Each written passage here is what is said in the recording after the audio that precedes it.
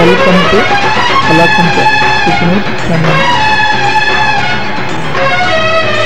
Doctor Sarvepalli ರಾಧಾಕೃಷ್ಣನವರ ಸುಪ್ರಸಿದ್ಧ ಮಾತು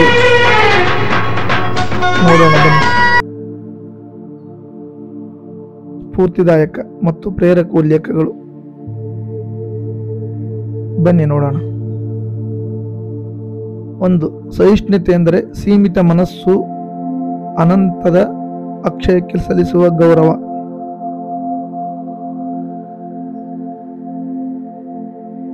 2. ಜ್ಞಾನವು ನಮಗೆ ಶಕ್ತಿಯನ್ನು ನೀಡುತ್ತದೆ, ಪ್ರೀತಿ ನಮಗೆ ಪೂರ್ಣತೆಯನ್ನು ನೀಡುತ್ತದೆ.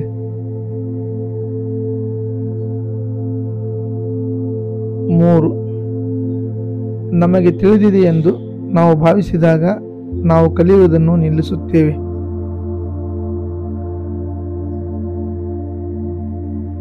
4.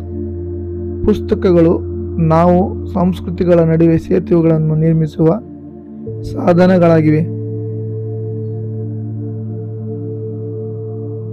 5. ನಮಗಾಗಿ ಯೋಚಿಸಲು ನಮಗೆ ಸಹಾಯ ಮಾಡುವವರೇ ನಿಜವಾದ ಶಿಕ್ಷಕರು. 6. ದೇವರು ಪ್ರತಿಯೊಬ್ಬರಲ್ಲೂ ಜೀವಿಸುತ್ತಾನೆ, ಅನುಭವಿಸುತ್ತಾನೆ ಮತ್ತು ನರಳುತ್ತಾನೆ. ಕಾಲಾನಂತರದಲ್ಲಿ ಅವನ ಗುಣಲಕ್ಷಣಗಳು, ಜ್ಞಾನ, ಸೌಂದರ್ಯ ಮತ್ತು ಪ್ರೀತಿಯು ಪ್ರತಿಯೊಬ್ಬರಲ್ಲೂ ಬಹಿರಂಗಗೊಳ್ಳುತ್ತದೆ. 7. ನಿಜವಾದ ಧರ್ಮವು ಕ್ರಾಂತಿಕಾರಿ ಶಕ್ತಿಯಾಗಿದೆ. ಇದು ದಬ್ಬಾಳಿಕೆ, ಸವಲತ್ತು ಮತ್ತು ಅನ್ಯಾಯದ ಅಖಂಡ ಶತ್ರು. 8. ಧರ್ಮವು ನಡವಳಿಕೆಯಾಗಿದೆ ಹೊರತು ಅದು ಕೇವಲ ನಂಬಿಕೆಯಲ್ಲ. 9. ಜ್ಞಾನ ಮತ್ತು ವಿಜ್ಞಾನದ ಆಧಾರದ ಮೇಲೆ ಮಾತ್ರ ಸಂತೋಷ ಮತ್ತು ಸಂತೋಷದ ಜೀವನ ಸಾಧ್ಯ.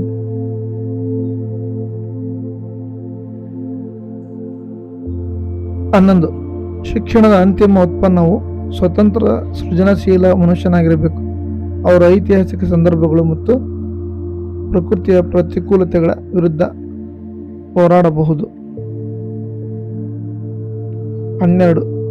ಅನುಭವಾಸನ ಮೇವ ವಿದ್ಯಾಫಲಂ.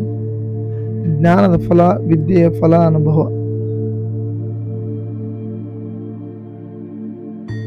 13.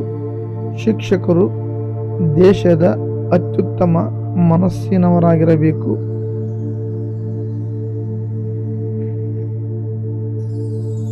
14. ನಿಮ್ಮ ನೆರೆಯವರನ್ನು ನಿಮ್ಮಂತೆಯೇ ಪ್ರೀತಿಸಿ, ಏಕೆಂದರೆ ನೀವು ನಿಮ್ಮ ನೆರೆಹೊರೆಯವರಾಗಿದ್ದೀರಿ. 15.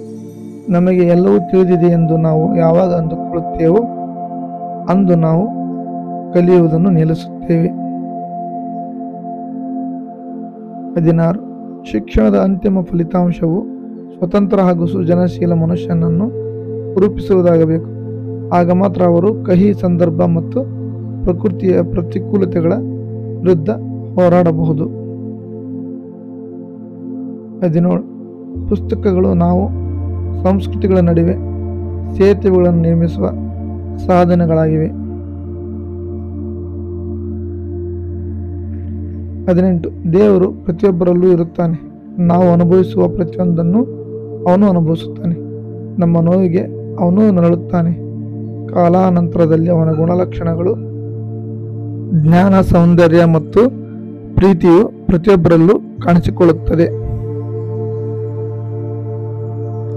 19. ನಿಜವಾದ ಧರ್ಮವು ಕ್ರಾಂತಿಕಾರಿ ಶಕ್ತಿಯಾಗಿದೆ.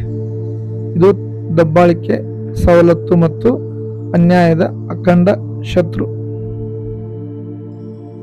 20. ಜ್ಞಾನ ಮತ್ತು ವಿಜ್ಞಾನದ ಆಧಾರದ ಮೇಲೆ ಮಾತ್ರ ಸಂತಸ ಮತ್ತು ನೆಮ್ಮದಿಯ ಜೀವನ ಸಾಧ್ಯ.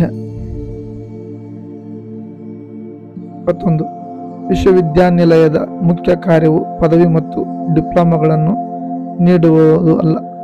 ವಿಶ್ವವಿದ್ಯಾನಿಲಯದ ಮನೋಭಾವವನ್ನು ಅಭಿವೃದ್ಧಿಪಡಿಸುವುದು ಮತ್ತು ಸುಧಾರಿತ ಶಿಕ್ಷಣವನ್ನು ನೀಡುವುದಾಗಿದೆ.